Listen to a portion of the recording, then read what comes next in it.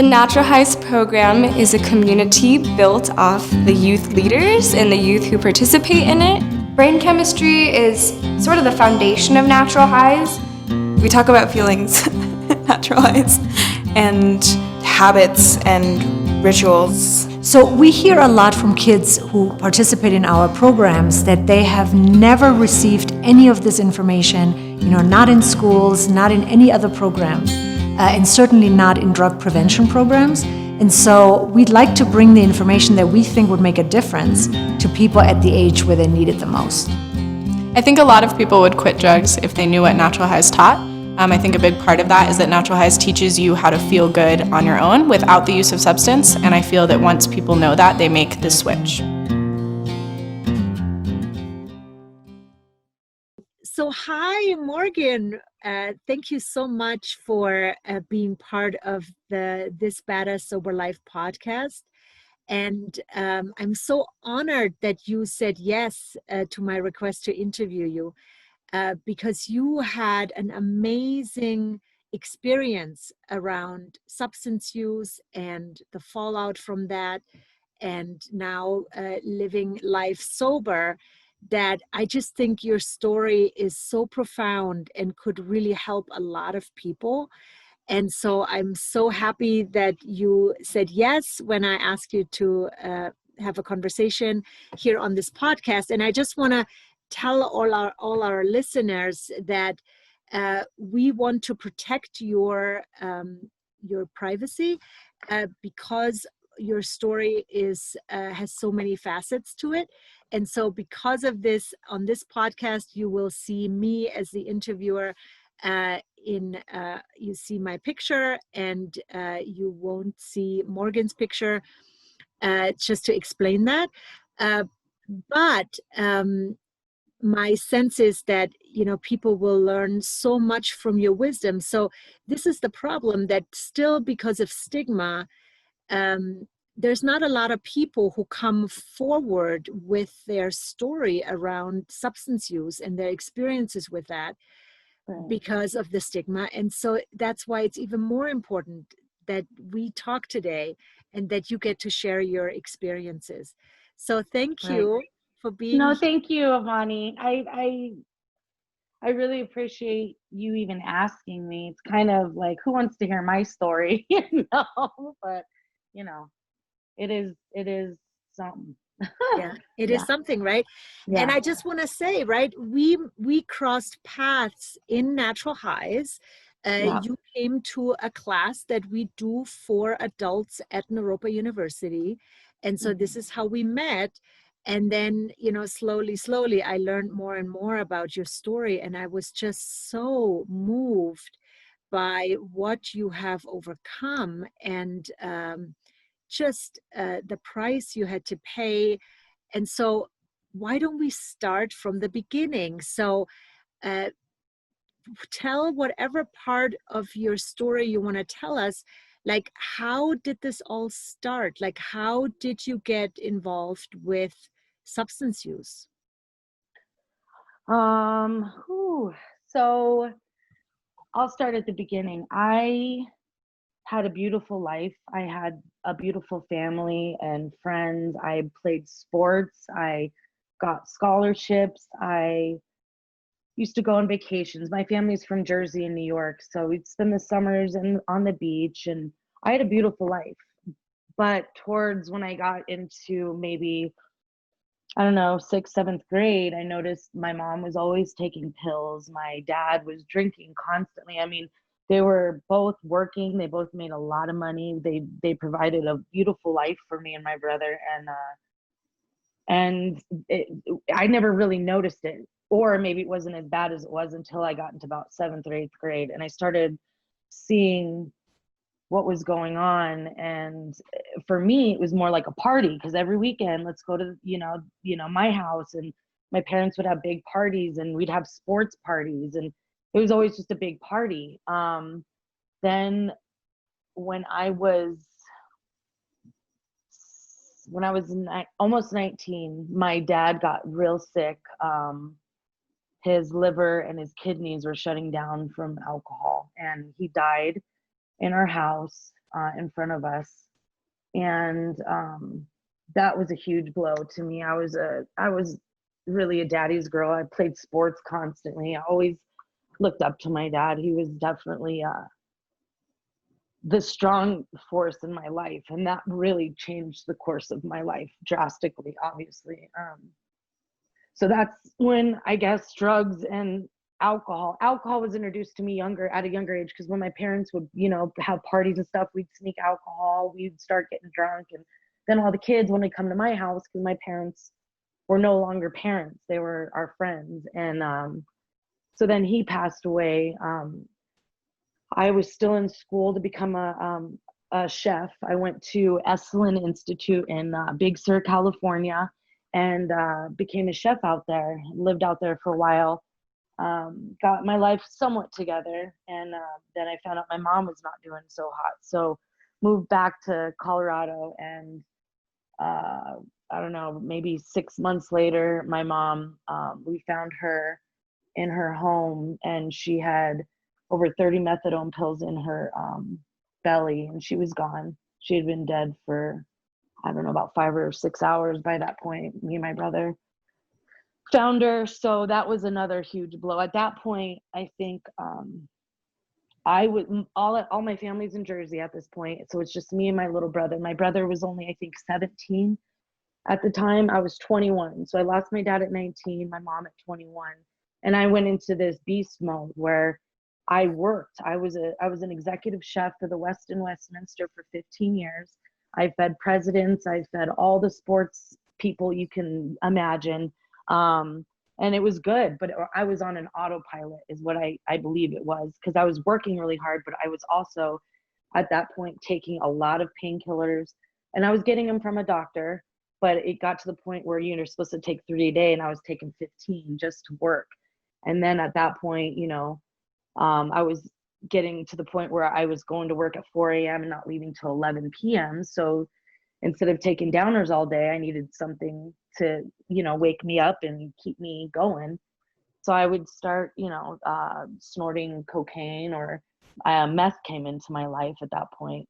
And 15 years later, working for the Westin, I finally got to the point where I was, using my fentanyl patches that I was getting from the doctor. I was smoking them. I was using meth to stay up, and I couldn't function. My body pretty much just gave out, and they put me on leave of absence to get my shit together. And, at that point, I was lost, because I had been working there for 15 years. Where do I go from here? I lost my health insurance, which I lost all my pills, which brought in heroin. Somebody said, smoke this. You don't need 15 pills a day. You can smoke this and be fine. And that's how it started. And I was fine for a little while. And then things just started getting out of control. I mean, I've never shot any kind of drugs, but smoking them, snorting them, eating them, any sort of way I could get them into my body. I lost my relationship with somebody that I had been with for 22 years. I lost my job. My brother was no longer in my life. He couldn't watch me die like he watched my parents. And so he kind of took off, and I found some, hope in somebody. He was a man. He worked in the Navy, and he was like a career Navy guy, and he offered me a place to stay and food, and he gave me shelter and made me feel loved again, and I hadn't felt that in a while. And then found out he had an alcohol problem severely, and was kicked out of the Navy for some bad stuff. But I only knew him for about 3 months, and then he raped me.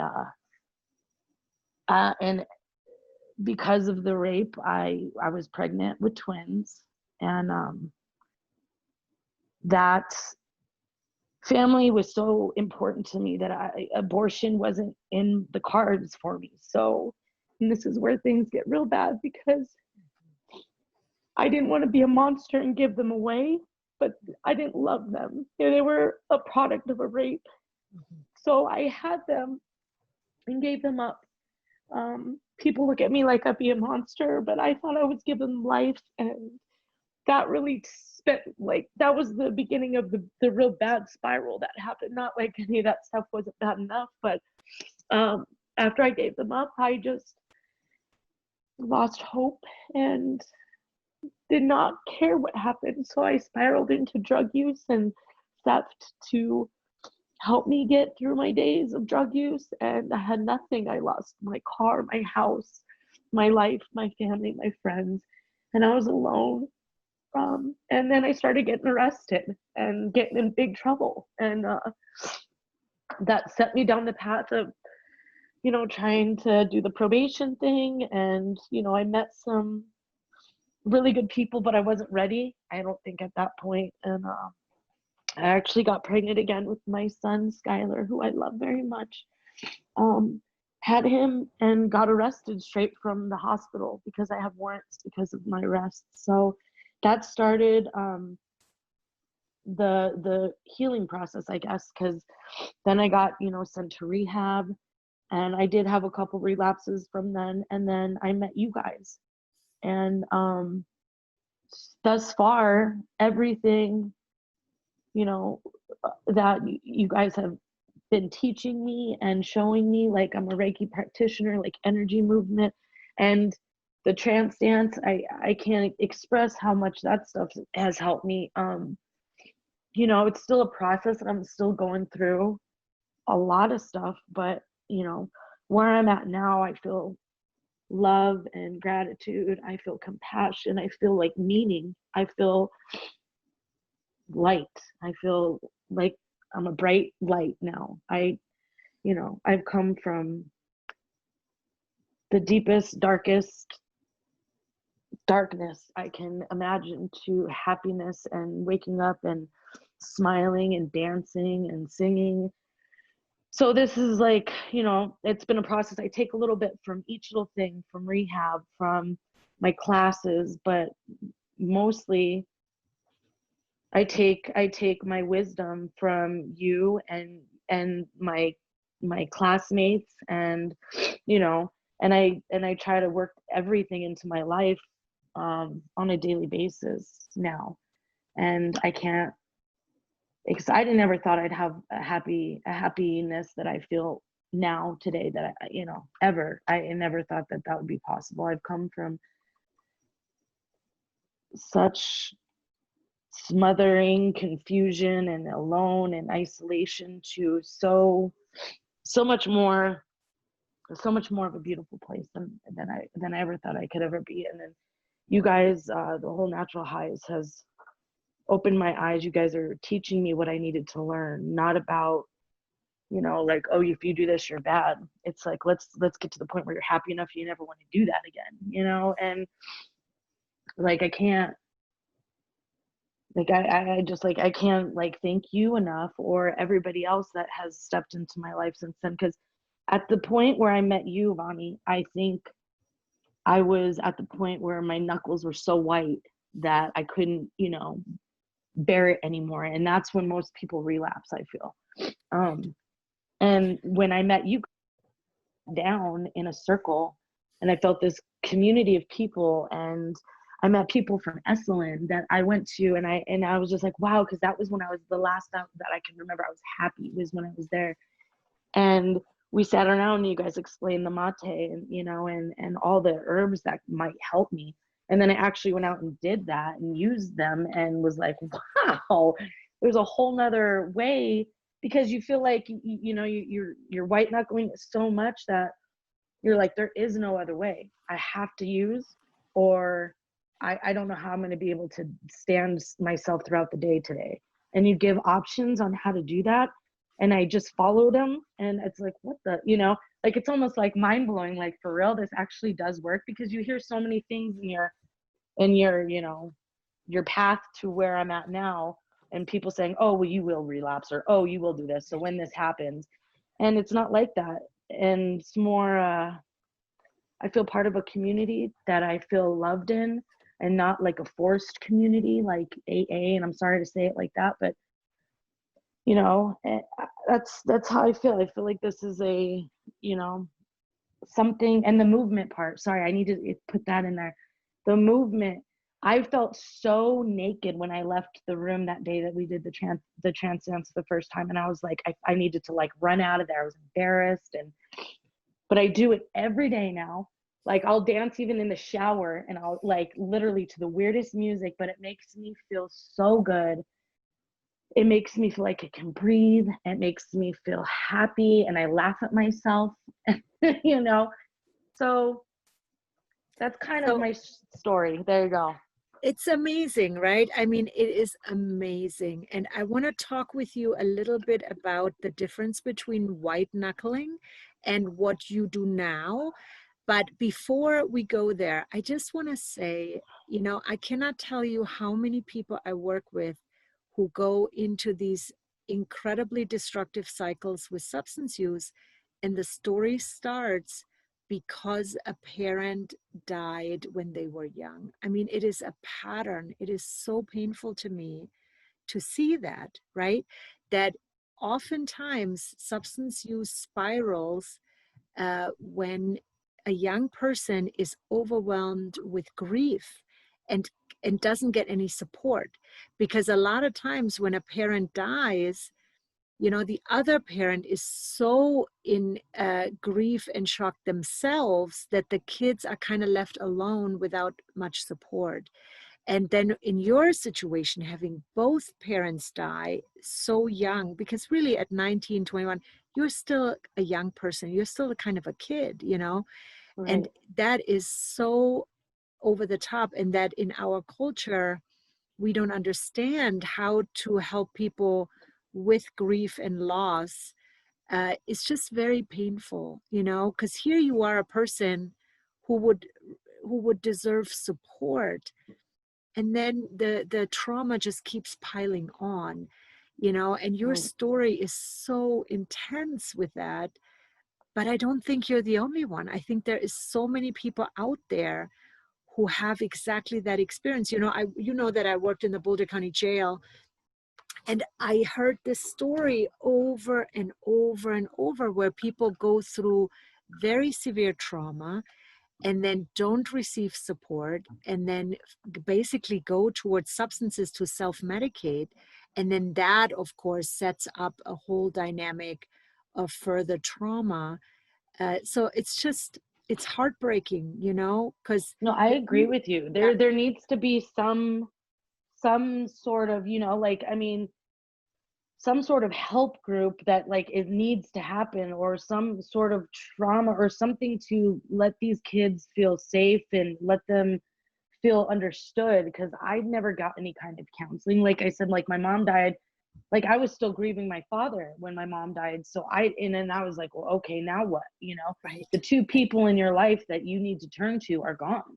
right, Now where do you go? And I didn't right, have any family here either. So, yeah, but to have some sort of support group within that trauma or dance movement or something for kids that they can, you know, I don't even remember anybody like giving me a card or saying, here, call these people. Like I right, didn't have any support. Still don't. It's still a fresh wound.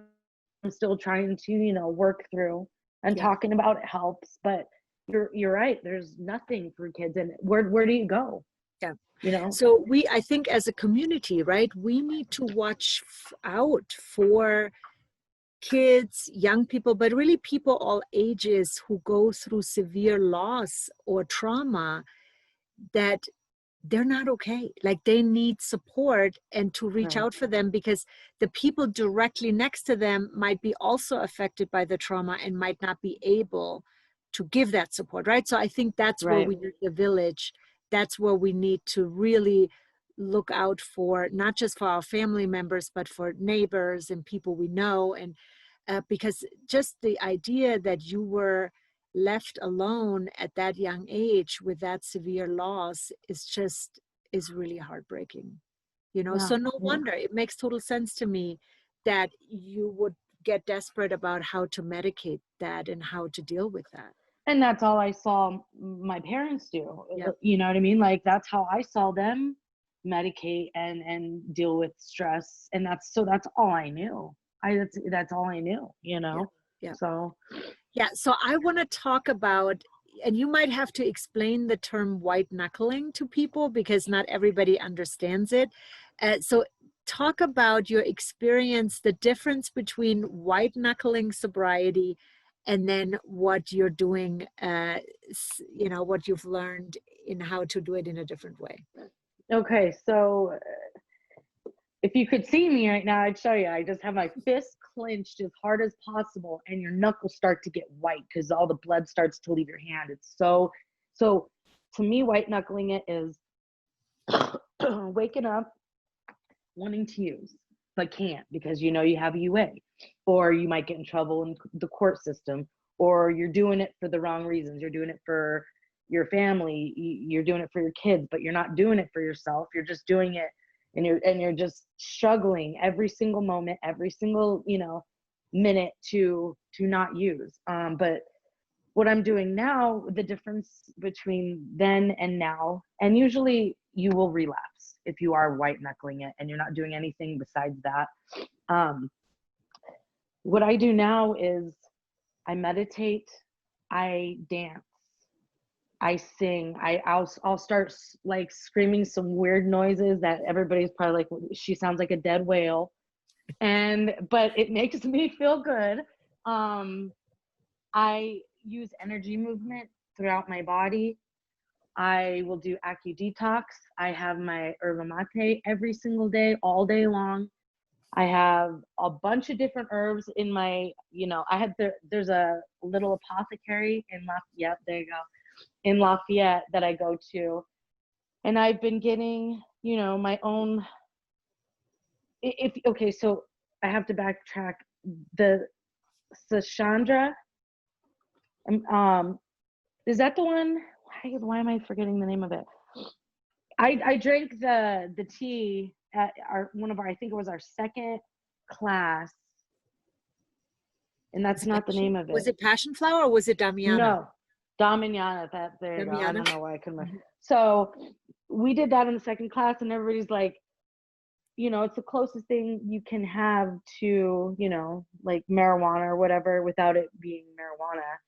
And I drank that night, and I thought I was like, oh my God, I almost feel drunk. Like I don't want to drive my car. I was so nervous, but it felt so good to know that I could actually drink something, calm down, laugh and smile.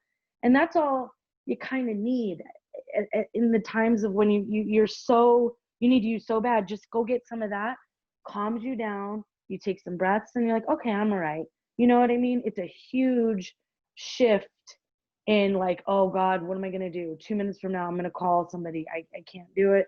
To having an option in front of your face, like a real live, not a thought, not a breath, not sticking your foot on the ground and trying to get centered here.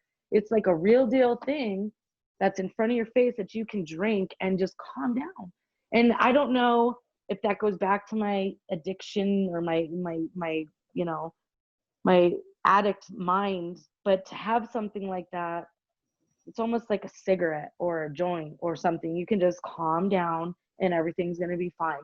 And it actually, not only that, but like the nutrition thing, like it's making me feel sharper. I feel happier. I don't feel so sluggish or depressed.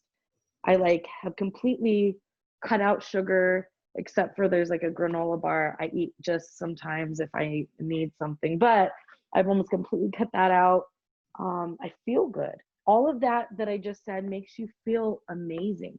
And then if you can sit, like if you can do the trance dance, you can almost transport yourself to like a different dimension. And I don't know if that makes sense, but that's how it feels with me. I can turn lights off and turn on some music and freak out to myself, and it makes me feel so vibrant and so, like almost like, like I don't know if anybody's done this, but like almost like tripping mushrooms or something. And that's somewhere where I need to be sometimes, because my reality is so dark and it's been so traumatic for me. Sometimes I need to be in that other dimension, and I need to get away from right here and right now because I can't deal with it. And so instead of dealing with the drugs, I transport myself somewhere else and do the same thing without hurting myself and everybody else around me. If that makes any sense. Yeah, it makes total sense. And, I just want to point that out. I think, we know that AA is fantastic for a lot of people. They have done so much work providing community. But what I think in traditional substance abuse treatment or support is missing is, you know, people are told that when you have a craving for a drug, that you just need to not do that, and that you just need to, you know, stay abstinent. I don't think that this is how we humans work. I think our Stone Age brain that was designed in, you know, over 2 million years, we were hardwired that when we feel not good, that we want to go out and try to find something that makes us feel better. I mean, I Right. think that is hardwired into us, right? And then to tell people who struggle with an addiction to say, now you can't do this anymore. I just don't think it works for people. I don't think it works for any human, right? I mean, so here we put that on people who are really in severe places, but I don't think any human being could do that, right? Because any human, when we feel bad, we try to find something to make us feel better. Right. So Exactly. I think that's a really big piece of natural highs that we understood, is that there's nothing wrong with that impulse to want to do something to make you feel better, but we can get smarter about it, right? We can do things that are actually not harming us, that are not perpetuating an addiction, but that are actually nurturing your brain or your body in that moment, right? Like, so for example, our beautiful yerba mate ritual, or all the other herbs that help with craving or mental health stuff, or addiction stuff. And, you know, the fact that that's not commonly taught is just sad. So, It's mind blowing to me. yeah, It really, this yeah. needs to be everybody that's growing up and going to school needs to know about this, because you know, I don't like to even think about it, but they'll end up like me or worse. And it's just, it's not necessary. My life could have been so much different if I would have known these things. Instead of just saying, oh, changing the way you say things or think, it's like, okay, that's a part of it, but there's so much more here that we need to teach people, because you can feel good. It's like, holy shit, sorry, but you can feel good. And to me, that's mind blowing. It's like, oh my God, here's a way I can actually do something to make myself feel better, which will better my life and not hurt me. Where has this been all my life, you know? And that's I how I know. feel.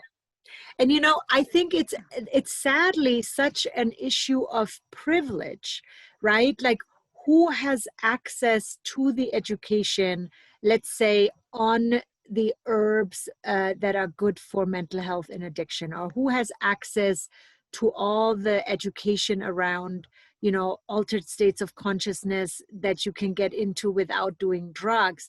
I mean, it's an issue of privilege. Who is, you know, it costs a lot of money to go to Esalen and take a workshop, or it Yeah. takes a lot of, you just need to be in this kind of privileged position to even know about these things. And so that's why we want to change that, right? That's why we teach natural highs to women on probation, because we want everybody to have access to Right. amazing resources that are, you know, very affordable and very available once you know about them, right?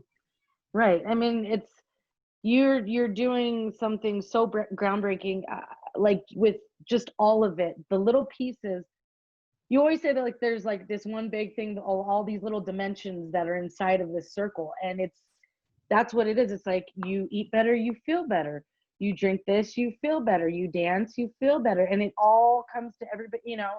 And it's like, it's the simplest things, but I feel like the big pharmaceutical companies don't want you to know about this stuff. I feel like they lie to you about all the food that they give us. I mean, it's all lies, lies, lies. And you're actually bringing the truth, and the truth actually feels good instead of feeling like crap. And it's amazing.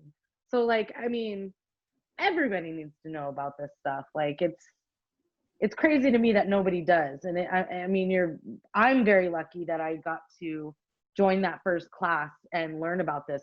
You're like, my brain, like, I was very, very, because, you know, you don't think that you'll ever come back for the damage that you've done to yourself. Or at least I didn't think so, you know.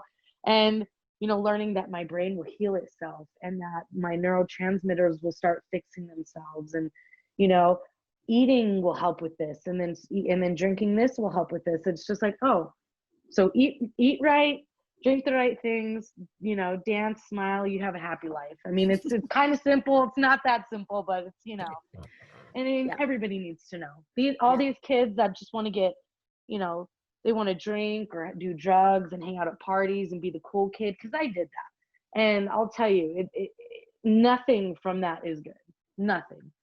Bad things happen at parties. Bad stuff happens when you start using, especially that young. You don't know what's going on. You don't know what you're taking. And, you know, instead of being able to do that, like, you going into a high school is so cool, I think, just because, you know, these kids, and I mean, you got tons of them that are just like, yes, sober. And I mean, you never heard that in my, you know, in high school. If you said sober, you probably got kicked out, you know.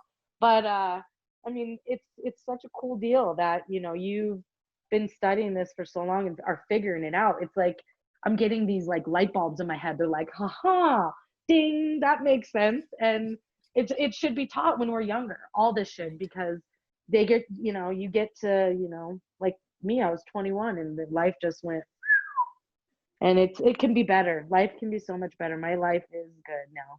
Right now, at this moment, I'm happy and I'm content, and I don't have the white knuckles going on anymore. And it's a good feeling. And my son knows that. He can feel that every time we're around each other. And, you know, So let me ask you, because in Natural Highs, we say we purposefully don't do treatment, but we are a leadership and peer mentor program, right? So we want to right. teach people that there's nothing wrong with you, there's nothing broken, so you don't really need treatment. What you need is education, and then you can learn to be a leader for yourself and for other people. And I just want to get your take on that, because I think you are such a rock star peer mentor now. Just what that shift in thinking or identity, what that did for you. I'm curious to hear, you know, because most people will still are channeled into treatment, right? Where people say you have a substance use disorder, now you need treatment. And we are different, right? We're a grassroots, nonprofit, activist movement. And we want to show people that, yeah, maybe you don't need treatment. Maybe you need to just get education and then be in the place where you can advocate for yourself and other people. So I'm just curious what you think about that and what that has done for you. Um, so, okay, yeah, it's a huge shift for me, because I never really thought that, you know, like when you see movies about people that go to rehab and it's like, oh my God, they're so nuts, they're crazy. Like, I was always like, I don't need rehab, you know what I mean? What I really needed was somebody to explain to me what happened and why my life exploded, and what trauma happened to me to get me to that place. And I needed to figure out how to fix that, or not fix it, but sit with those feelings and work through them, instead of sitting at a desk or with somebody teaching you, saying you're horrible, you're alcoholic, or you're addict, you can never do this again, this is not your life, and if you do, you will die. And it's like, okay, that's not, you know, fun at all. So this program has taught me, like, it's a lifestyle change. So I'm not scared.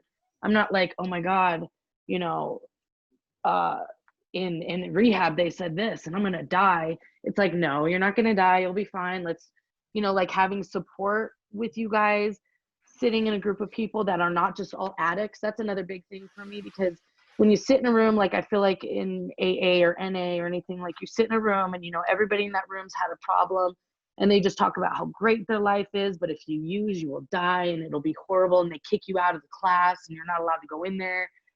And I don't feel as if that's what needs to happen. What needs to happen is we need to explain to people why things in their life are happening, give them a choice if they would like to change it or not, and show them that things can actually be wonderful and good.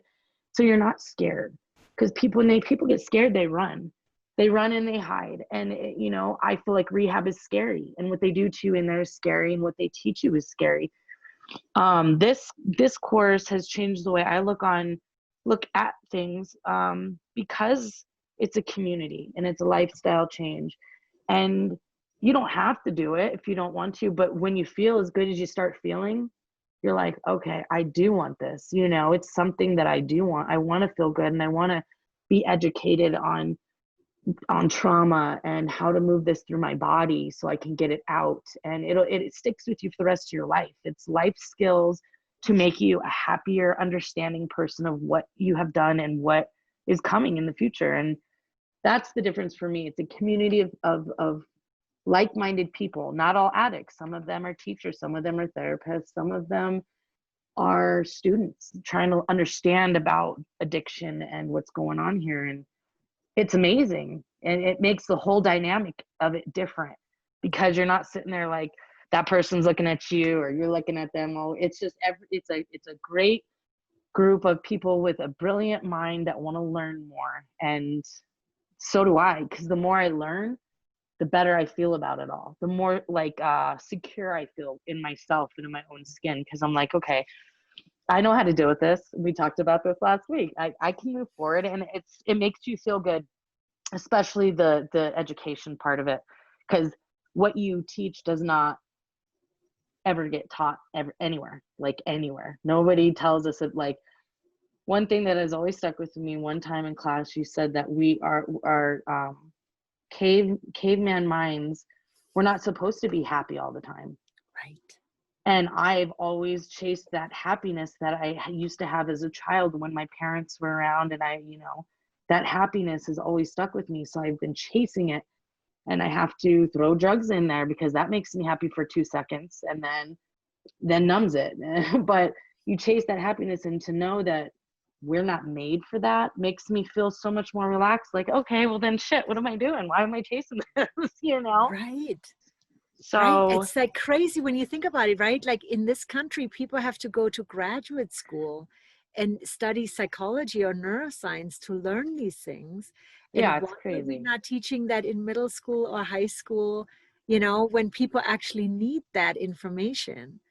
Right. Like, they teach us a fantasy that's really almost never, I just, it's absolutely like an amazing shift for me. I am not scared about this anymore. I'm excited. So there's the difference. Like before, like the rehab deal, it just scared the crap out of me. And I didn't feel secure. I felt scared and shit. I was like, I'm going to fail. I'm going to fail this. I'm going to fail this person. This person's going to hate me. I'm going to be embarrassed. Everybody's going to dislike me or disown me. And here, it's not like that. It's like, here's the education that you need. You take it and do with what you will, but you'll be okay. At the end of the day, you're still going to be all right. And we're here for you no matter what. And at that point, your whole mind is like, okay, I'm all in. I think the first class I left there, I was all in. I was like, this is awesome. I can breathe. It's something I can do. I know I can do it, and it feels good. And you have that support to do it And if I you think choose so. because we can show that these are human topics, right? These are Right. not topics for some people who have the label addict on them. This is actually part of every human's experience. And yes, we are on a spectrum with people having different severity of issues, but really we all should learn about these things, right? That Oh we yeah. all have cravings, and we all sometimes want to do unhealthy things, and that there are alternatives for everybody. I mean, the funniest thing to me is when people come to our program and they think they do it for professional reasons, right? To learn about natural highs. And then they're like, oops, how I relate to sugar, maybe that has some addiction patterns to it. Or oops, this glass of wine I drink every night, maybe I should look at that. So it actually equalizes everybody, right? Because we all Right. understand, oh, this is not the addict. This is all of our, we need to all wrap our minds around that, and we all need to learn about it.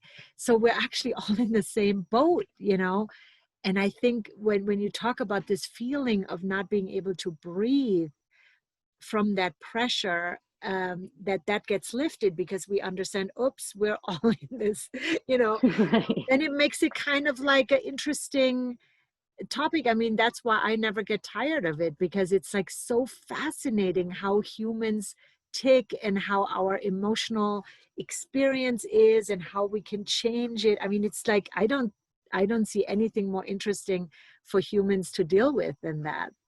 Oh, I know. It gives me like butterflies in my stomach just to think about it, because it's so, we still have so much to learn, and there's so much we can still do. It's like opening presents, you know, you get super excited about it because you're like, okay, what am I going to learn today? This is crazy. Your neuroscience and your brain and the way you function and your emotions. Believe me, I didn't really go through much emotions before this class because I never kind of like tapped into it. I was always really, really scared to do that. But it's so, I mean, every day I learn something new. Every day I feel something better. I mean, yeah, and we're all in the same boat, because some people are like, oh, you know, like my brother has to have surgery on his knee, and I was talking to him about it, and he struggled with addiction as well. Obviously, my parents, you know, but he's been sober for a while now, and he's nervous because he has to have surgery on his knee, you know. And I was like, I got you, buddy. We'll go to Rachel's apothecary. We'll get what we need. I was like, I'm sure they'll have some stuff we can do, because he doesn't want to take any pain pills. So Good for we're him. trying to, yeah, for the surgery. So we're Yeah. trying to do this all the right way. So, I And mean, but also, you know, you can ask doctors now for non-narcotic pain management, right? So they have non-narcotic options now. So just know that, right? You can specifically work with your doctors around that. yeah, he gave him a number of a lady that he needs to get a hold of, because that was the first thing that he said in the consultation is, you know, if I have to get surgery, I really do not want to take pain medication. I've been off of it for like 6 years now. So we're working on it. But I was just, you know, I mean, I was like, how cool, now you can drink some tea with me. I said, we can hang out, buddy. Right. So, you know, it's all good. It's all, I mean, it's to wake up with a smile on your face and not hungover or scared because where are you going to get the drugs today, or sick or throwing up, or I mean, such a horrible, horrible place to be compared to waking up and seeing my son and the smell. I know I still drink coffee in the morning. I smell my coffee. It's like my morning happiness. And to feel like I was sitting out on my porch this morning because I was nervous about this today. And I was sitting out there and I could feel like how the humidity was touching my skin, and I could feel it. And my skin wasn't crawling. You know, it used to crawl because I was so sick and I didn't want anything to touch me. And I'm sitting there like, okay, I'm tan. I feel good. I got my coffee. Life's good. And it is. And it's all because of a lifestyle change. It's not one thing. It's a ton of things put together. And I think everybody's change and path is different. Mine's not going to be the same as the next person's. And you know what I mean? And some people might like the meditation better than the dance, or, you know, so it's, you give everybody like a handful of things. Go ahead and try this and see what you like, take what you like, and, you know, let's keep moving. And that's the coolest part about it. We got options here. Yeah, you know? totally. And I want to just say, right there, the beautiful thing about this podcast, this Badass Sober Life podcast, is that it is a community podcast. So different people from very different walks of life interview very different people, right? So lots of different people listen to this podcast for lots of different reasons. So Right. I want to ask you in particular, because you have been through so much darkness and through such hard moments.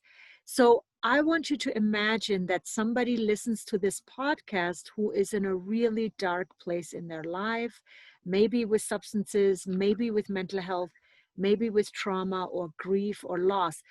What message would you send this person who might be in a place where they just want to give up or are very hopeless, that anything, or they might have been through lots of treatment and nothing has ever helped them? Like, what would you tell them? What message would you want to send them?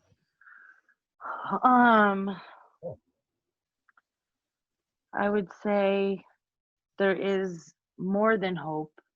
There's a sanctuary waiting for you if you really, really want it. And the biggest thing is I feel like getting your mind right, knowing what you want, and then going for it, because life can be more than amazing, and it can be, you can go places that you never could ever imagine if you really, really want it. So if you get the mind switch, like, I'm over this, I can't do this anymore, try to find a place where you can get your mind right, which would mean get sober. You need to kind of like get those you need to get the drugs, out of your body, and start healing yourself. And once you start healing yourself, like little by little, day by day, things will start getting better if you truly want them. If you put forth the effort.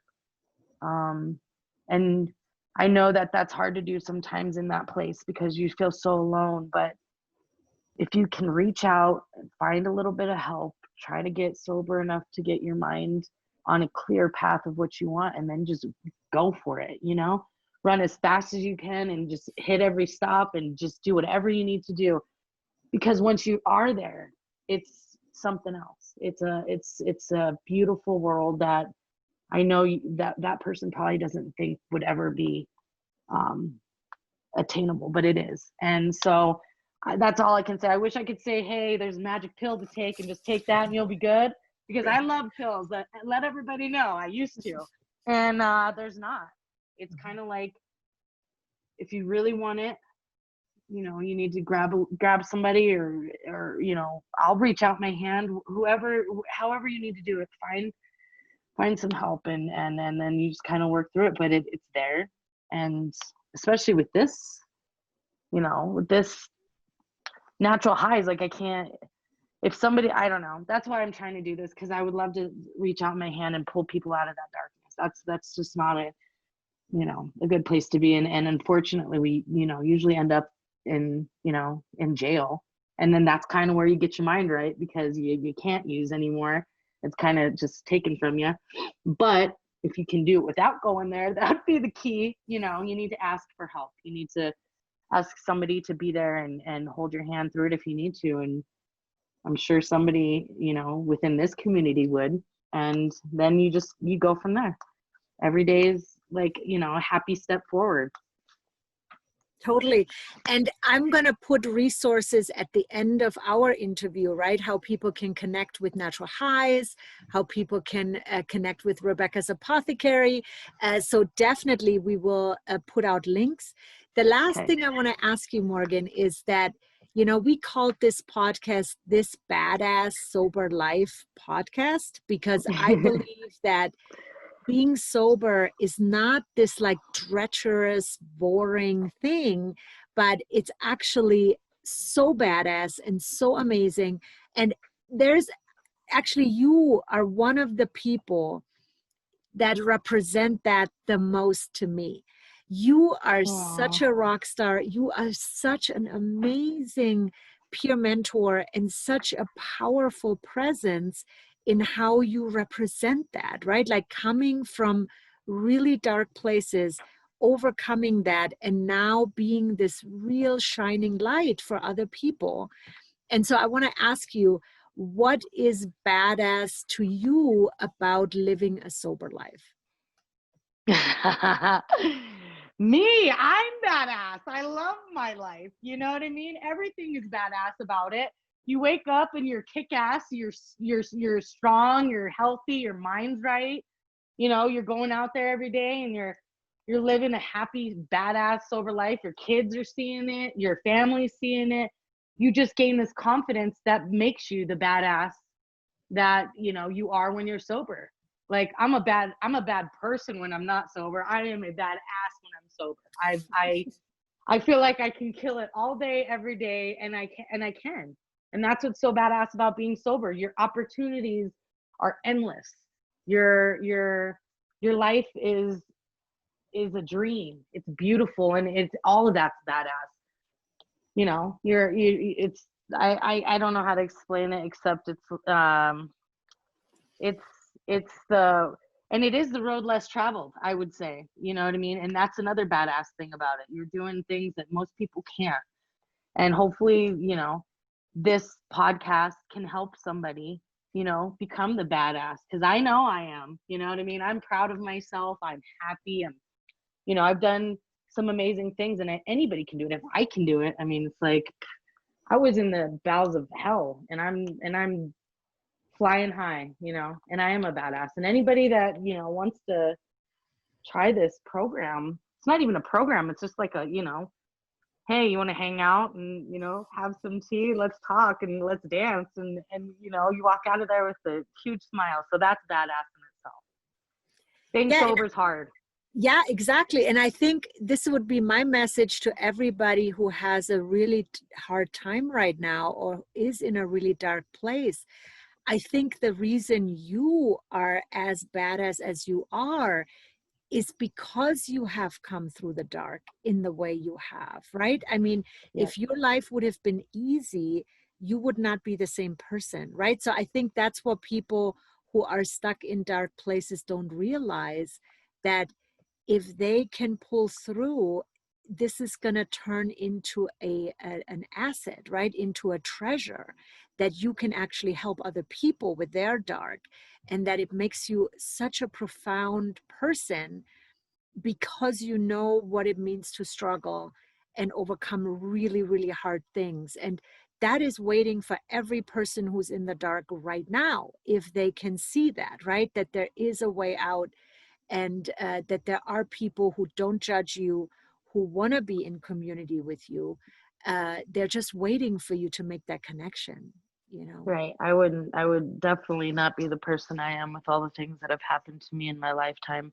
Mm-hmm. And I can't express to people how difficult it is. I know that, coming from me, I understand, or I've been there and done that. And it's extremely, I don't even know how to say it. It's because I can't get it out.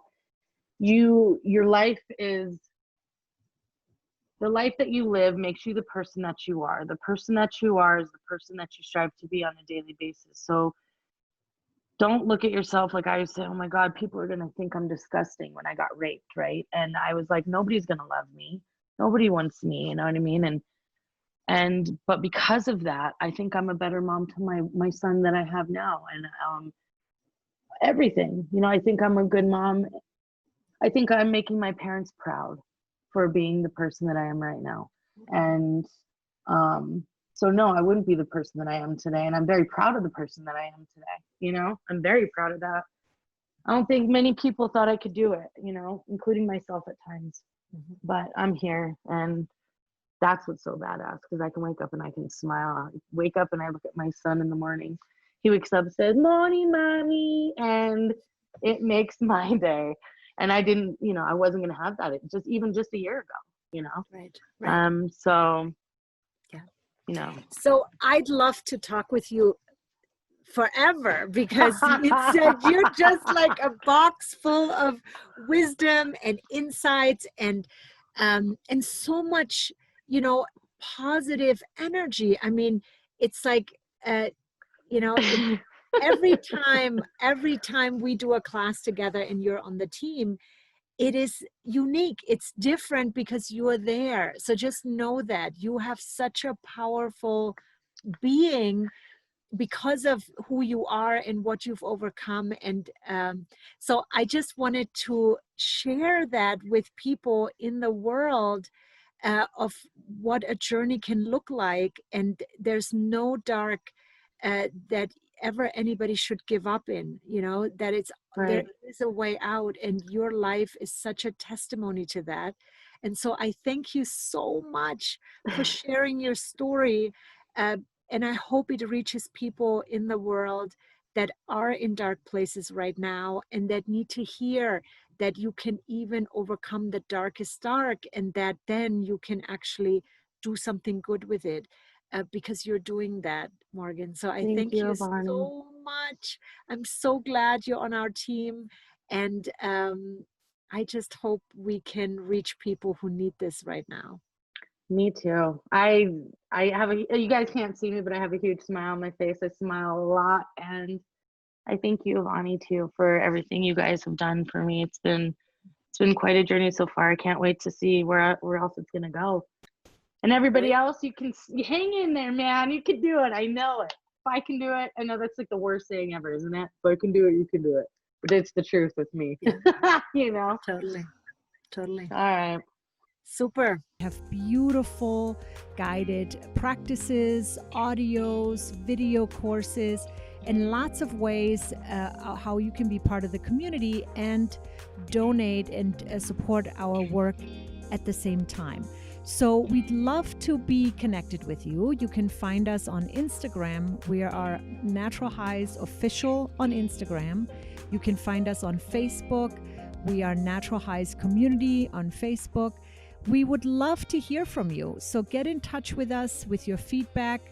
If you want to be a guest or have a guest recommendation for this Badass Sober Life podcast, we would love to hear from you. Please send us an email on avani@naropa.edu. And if you would like to be a sponsor or a collaborator, we would love to be connected with you. So get in touch with us.